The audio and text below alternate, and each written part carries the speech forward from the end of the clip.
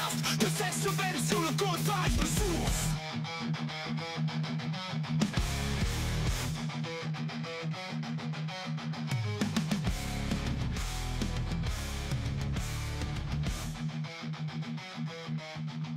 Bienvenue dans le podcast de cette semaine sur le codage de source. Salut à toi. Prêt pour une nouvelle exploration? Absolument. Aujourd'hui, on plonge dans un domaine qui peut paraître un peu obscur au premier abord, le codage de sources discrètes. En gros, tu as demandé à comprendre comment on peut représenter de l'information comme un message, une image ou même une chanson de la manière la plus efficace possible, Oui, avec un minimum de bits sans rien perdre au passage. exactement. C'est comme un jeu de Tetris en fait. Ah oui, c'est une bonne image. On essaie d'assembler les pièces, les informations dans l'espace le plus restreint possible, le canal de transmission, sans laisser de trou. J'adore cette analogie, Arta. Notre guide pour ce voyage est un chapitre tiré d'un texte universitaire français D'accord. qui semble provenir d'un cours sur la théorie de l'information. Oui. On va décortiquer ensemble ce chapitre, démystifier les termes techniques et découvrir des concepts clés comme l'entropie et l'efficacité des codes. Et on ne va pas se contenter de la théorie. Hein. On va aussi apprendre à construire nos propres codes malins, comme le fameux codage de Hoffman. Ah oui, j'ai entendu parler de ce codage de Hoffman. C'est un peu le star du codage, non? Oui, c'est vrai. Mais, avant de s'attaquer aux stars, on va commencer par les bases. Qu'est-ce qu'une source discrète exactement? Imagine une fontaine qui jaillit. Ok. Mais au lit d'eau, elle produit des symboles. Ah, Des lettres de l'alphabet, par exemple, Ouais. ou des notes de musique. Hmm. Chaque symbole est choisi parmi un ensemble fini, un peu comme si la fontaine avait un nombre limité de jets. C'est ça, une source discrète. donc quand je tape un message sur mon téléphone, Oui. chaque lettre que je choisis est un symbole issu d'une source discrète, l'alphabet. Précisément. Et le défi, c'est de faire passer le flux de symboles de la source Oui, à travers un canal de transmission. tout à fait. Un peu comme on canaliserait l'eau de la fontaine avec un tuyau. D'accord. Mais imaginons que le tuyau soit trop petit pour laisser passer tout le débit de la fontaine. Oui. C'est là que le codage entre en jeu. Exact. On doit trouver un moyen de représenter les symboles de la source de manière compacte pour qu'ils puissent passer par le canal, même s'il est limité. Oui. Et c'est là qu'intervient la notion entropie. Ah, l'entropie. L'entropie. Oui. J'ai déjà entendu ce mot, mais je ne suis pas sûr de bien saisir son sens. L'entropie, c'est un peu comme le degré de surprise d'une source. Ok. Plus la source est imprévisible, plus elle a d'entropie. Hmm. Imagine une machine à sous. Hmm. Si elle affiche toujours le même symbole, son entropie est nulle, aucune surprise. D'accord. Mais si elle affiche des symboles au hasard, avec une chance égale pour chaque symbole, son entropie est maximale. Difficile de prédire ce qui va sortir. Donc, plus l'entropie est élevée, plus on a besoin de bits pour coder l'information de manière fiable. Tout à fait, Takata. Et l'enjeu du codage, Oui. c'est de trouver le code le plus court possible pour représenter l'information tout en tenant compte de l'entropie de la source. On veut un code qui soit à la fois compact Oui. et qui ne laisse aucune place à l'ambiguïté. Bon. Ok, ça commence à devenir plus clair. Super, Igor. Mais avant de se lancer dans la construction de code, il faut d'abord comprendre comment modéliser ces sources discrètes, n'est-ce pas? Effectivement. Et pour simplifier l'analyse, on fait souvent quelques hypothèses sur le comportement de la source. Par exemple, on suppose souvent que la source est stationnaire, Oui.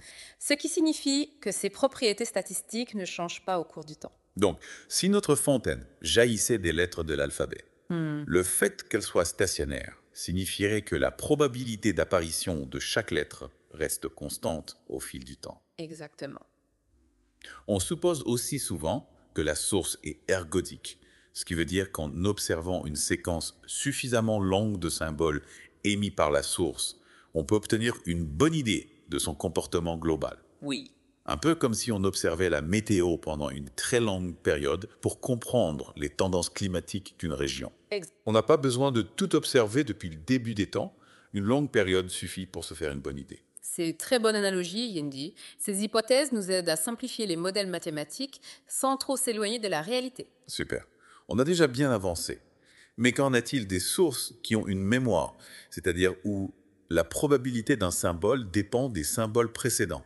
Ah, On peut imaginer une fontaine où le jet suivant dépend en partie du jet précédent. voilà une excellente question qui nous amène aux sources de Markov. Source de Markov. Ça sonne un peu mystérieux. Est-ce que vous pouvez éclairer ma lanterne? Avec plaisir. Imagine une grenouille qui saute de nénuphar en nénuphar. Ok. À chaque saut, elle a le choix entre plusieurs nénuphars. Dans une source de Markov, la probabilité que la grenouille choisisse un nénuphar particulier dépend uniquement du nénuphar sur lequel elle se trouve actuellement. D'accord. Pas de tout son parcours précédent. Donc, la grenouille a une mémoire limitée.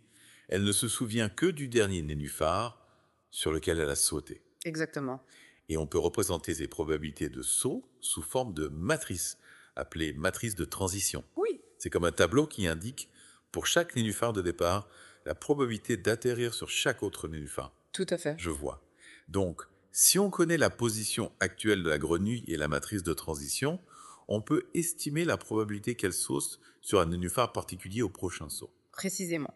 Et on peut généraliser ce concept à des sources de Markov d'ordre supérieur, Ok. où la probabilité du prochain symbole dépend non seulement du dernier symbole émis, mais aussi des quelques symboles précédents. C'est comme si la grenouille avait une mémoire un peu plus étendue. D'accord. Je comprends mieux le principe des sources de Markov. Mais comment est-ce que ce concept s'applique au calcul de l'entropie? On a vu que l'entropie mesure l'incertitude d'une source. Est-ce que le fait d'avoir une mémoire comme notre grenouille influe sur l'entropie? Absolument. Le fait de connaître les symboles précédents permet de réduire l'incertitude sur le symbole suivant. D'accord. Pour calculer l'entropie d'une source de Markov, on prend en compte ses dépendances entre les symboles. Donc, l'entropie d'une source de Markov sera généralement plus faible que l'entropie d'une source sans mémoire, Oui, où chaque symbole est indépendant des autres. c'est exact. Et le calcul de l'entropie devient un peu plus complexe, mais l'idée reste la même. On mesure la quantité d'informations contenues dans la source en tenant compte des dépendances entre les symboles. Parfait. On a exploré les sources discrètes, l'entropie et les sources de Markov. On a de bonnes bases maintenant. Oui, Mais j'ai hâte de passer à la pratique. Comment est-ce qu'on construit ces codes magiques qui permettent de compresser l'information de manière optimale? avec plaisir. Mais avant de se lancer dans la construction de code, Oui. il faut se familiariser avec quelques termes techniques. Ah, des coffres, des fameux termes techniques, coffres. Allons-y, je suis prêt à enrichir mon vocabulaire. D'abord, il faut savoir qu'un code, c'est un ensemble de règles qui associent des symboles de la source à des séquences de bits, appelées mots-codes. D'accord. Et on veut que ces codes soient déchiffrables, c'est-à-dire qu'on puisse retrouver le message original sans ambiguïté à partir des mots de code. Ça semble assez logique. On ne voudrait pas que notre message se transforme en charabia pendant la transmission. Exactement. Il existe plusieurs types de codes. Hmm? Les codes à longueur fixe, Oui.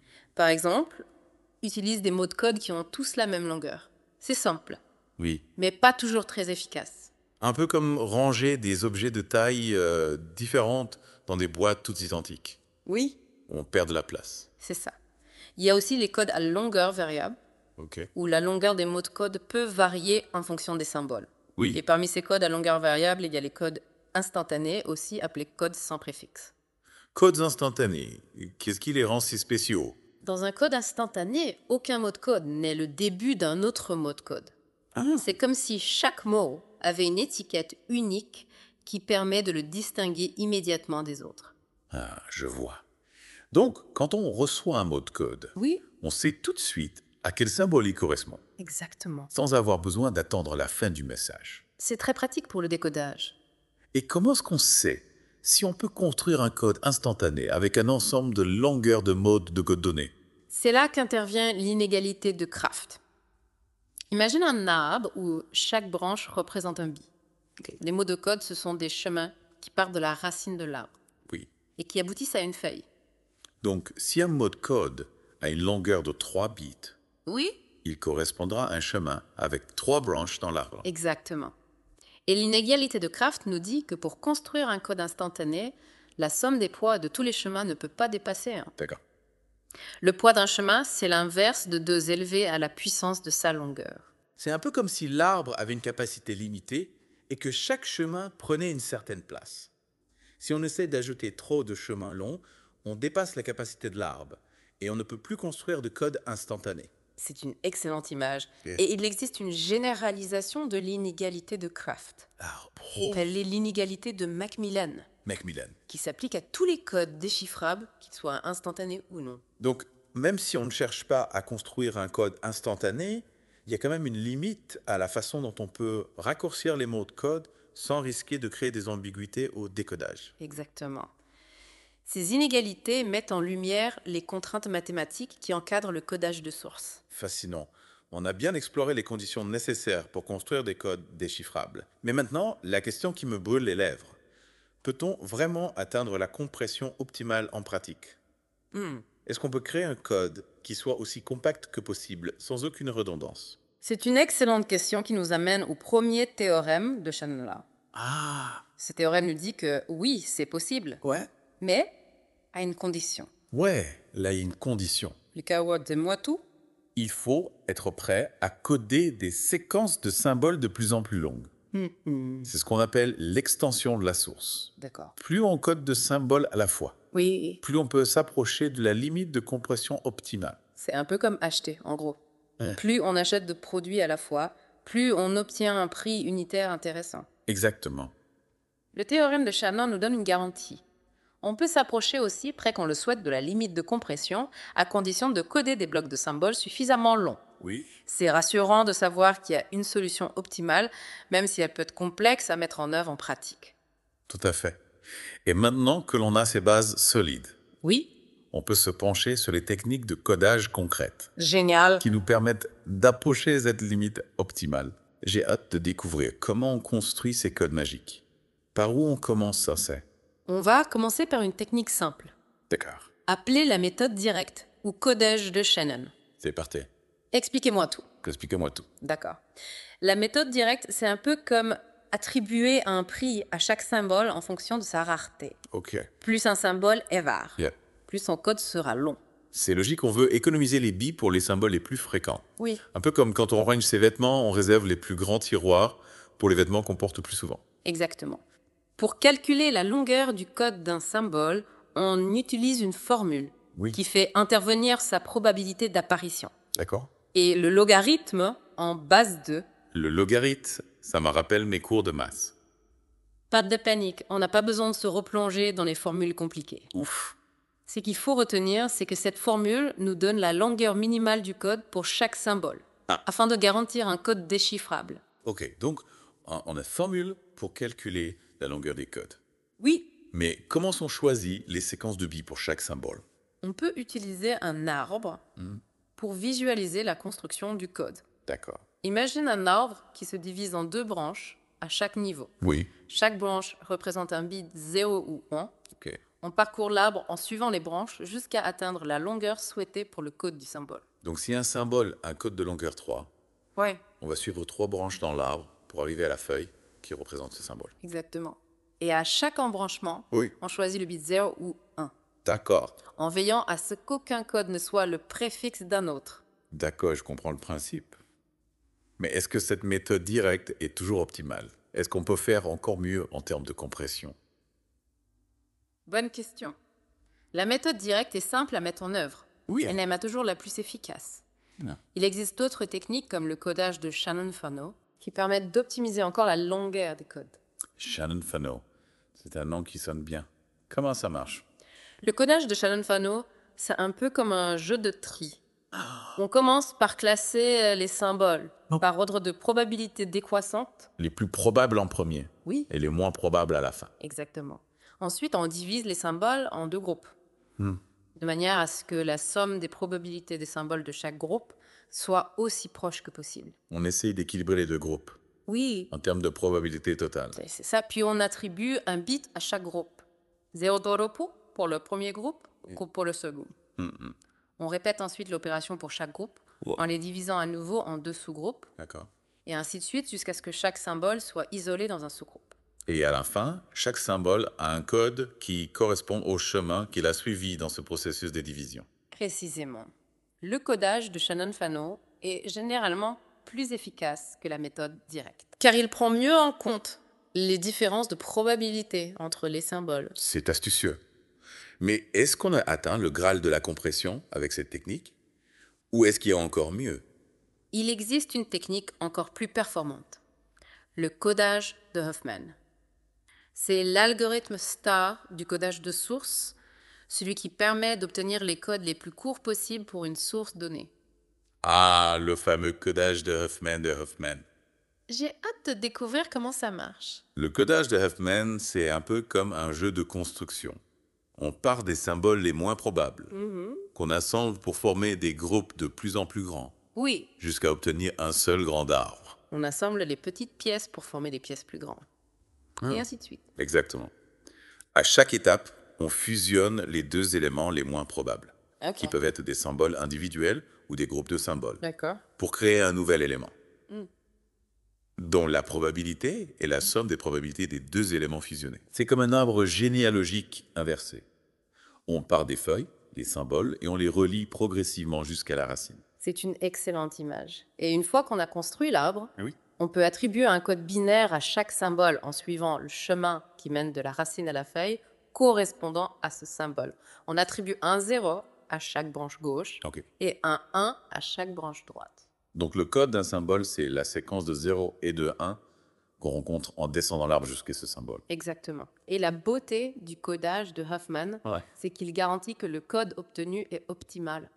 C'est-à-dire qu'aucun autre code ne peut avoir une longueur moyenne plus courte pour la même source. C'est vraiment impressionnant. On a parcouru un long chemin depuis les concepts de base de l'entropie jusqu'à la construction de codes optimaux avec l'algorithme de Huffman. Effectivement. On a découvert comment mesurer l'information contenue dans une source. Ouais. Comment modéliser les sources discrètes. Et comment construire des codes qui permettent de représenter cette information de manière aussi compacte que possible. J'ai l'impression d'avoir une bien meilleure compréhension du fonctionnement du codage de source maintenant. Est-ce qu'on peut voir comment ces techniques sont utilisées concrètement? Bien sûr. Le codage de source est partout autour de nous. Par exemple, les fichiers ZDP que l'on utilise pour compresser des fichiers Ah oui. utilisent des algorithmes basés sur le codage de Huffman. Ah oui, c'est vrai. C'est grâce à ces algorithmes que l'on peut stocker plus de photos, de vidéos et de musique sur nos ordinateurs et nos téléphones, et que l'on peut télécharger des fichiers plus rapidement sur Internet. Exactement. Le codage de source est aussi utilisé dans les communications numériques comme la téléphonie mobile et la télévision numérique pour transmettre l'information de manière efficace et fiable. C'est incroyable de voir à quel point ces concepts qui peuvent paraître abstraits au premier abord ont un impact concret sur notre quotidien. C'est vrai. La théorie de l'information et le codage de source sont des piliers de notre monde numérique. On a parlé de codes optimaux, de compression maximale. Mais dans le monde réel, la transmission de l'information n'est pas toujours parfaite. Il peut y avoir des erreurs du bruit qui perturbent le signal. Comment est-ce qu'on gère ces erreurs? Est-ce que nos codes magiques sont encore efficaces dans ce cas? Excellente question. C'est vrai que jusqu'à présent, on a considéré des canaux de transmission parfaits sans bruit. Oui. Mais dans la réalité, il y a souvent des interférences, des perturbations qui peuvent altérer les données transmises. C'est un peu comme quand on parle au téléphone dans un endroit bruyant. Oui, On a du mal à comprendre notre interlocuteur à cause du bruit ambiant. Exactement. Et ce bruit peut introduire des erreurs dans les bits transmis, D'accord. ce qui peut corrompre le message décodé. Donc nos codes de Hoffman ne suffisent plus dans ces cas. Ils sont toujours utiles pour compresser l'information. Ok. Mais il faut les compléter avec une nouvelle arme secrète, les codes correcteurs d'erreurs. Les codes qui corrigent les erreurs. Ça sonne comme de la magie d'une fois. C'est un peu comme si on ajoutait des garde-fous à notre message pour le protéger des erreurs. Au lieu de simplement coder l'information de manière compacte, on ajoute de la redondance de l'information supplémentaire qui permettent de détecter et de corriger les erreurs qui peuvent survenir pendant la transmission. C'est comme si on envoyait plusieurs copies du même message. Oui, Ou qu'on ajoutait des checksums pour vérifier l'intégrité des données. c'est une bonne intuition. Il existe différentes familles de codes correcteurs d'erreurs, D'accord. chacune avec ses propres mécanismes et ses propres performances. Et comment est-ce qu'on choisit le meilleur code pour une application donnée? Cela dépend de plusieurs facteurs. La nature du canal de transmission, la probabilité d'erreur, le niveau de protection souhaité. Et bien sûr, la complexité de mise en œuvre du code. Il faut trouver le bon compromis entre efficacité et robustesse. Je comprends. C'est un domaine très riche et complexe qui mériterait à lui seul une plongée profonde. Absolument. Mais pour l'instant, on va se concentrer sur les codes de source sans bruit. D'accord. On a encore beaucoup de choses à explorer, notamment d'autres techniques de codage et des applications concrètes de ces concepts. Par exemple, on pourrait parler du codage arithmétique, Oui. qui est une alternative au codage de Hoffman. Oui, le codage arithmétique est une technique très intéressante qui permet de coder une séquence de symboles en un seul nombre fractionnaire. Ah oui?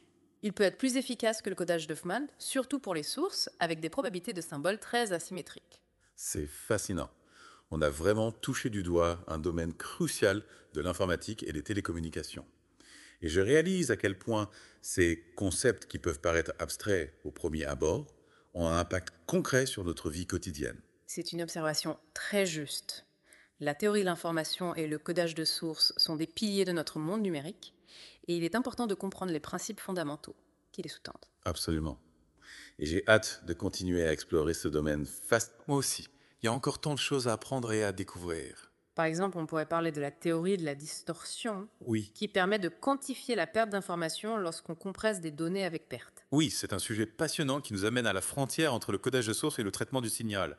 On peut aussi explorer des techniques de codage plus avancées comme le codage par transformé et le codage en sous-bande qui sont utilisés dans la compression d'images et de vidéos. Waouh, on n'a vraiment pas fini d'explorer ce domaine. J'ai l'impression qu'on vient de gratter la surface d'un iceberg gigantesque. C'est une excellente métaphore.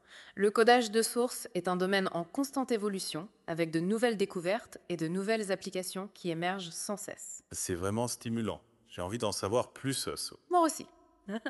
Et heureusement, il existe de nombreuses ressources disponibles pour ceux qui souhaitent approfondir leurs connaissances dans ce domaine. On peut trouver des livres, des articles scientifiques, des cours en ligne et même des communautés en ligne dédiées au codage de source. Superflu. On partagera quelques liens utiles avec nos auditeurs dans les notes de l'épisode. Et en attendant, on va continuer notre exploration. Avec plaisir. Qu'est-ce qui vous intrigue le plus dans ce qu'on a vu jusqu'à présent? J'avoue que je suis fasciné par l'idée de pouvoir coder l'information de manière à la rendre résistante aux erreurs. C'est un peu comme de la magie. C'est vrai que c'est impressionnant. Et c'est grâce à ces codes correcteurs d'erreurs qu'on peut communiquer de manière fiable, malgré le bruit et les interférences qui affectent les signaux. Mais comment fonctionnent ces codes magiques? Est-ce qu'on pourra comprendre les principes de base? Bien sûr, il existe différentes familles de codes correcteurs d'erreurs, chacune avec ses propres mécanismes. On peut commencer par explorer les codes en blocs linéaires, D'accord? qui sont parmi les plus utilisés. D'accord. C'est quoi un code en bloc linéaire? Un code en bloc linéaire est un code qui transforme un bloc de key bits d'information en un bloc de bit codé avec IK. La différence entre N et K, c'est-à-dire NK représente le nombre de bits de redondance ajoutés au message. Donc on ajoute des bits supplémentaires pour protéger le message contre les erreurs. Oui, Mais comment ces bits redondants sont-ils choisis? c'est là que l'algèbre linéaire entre en jeu.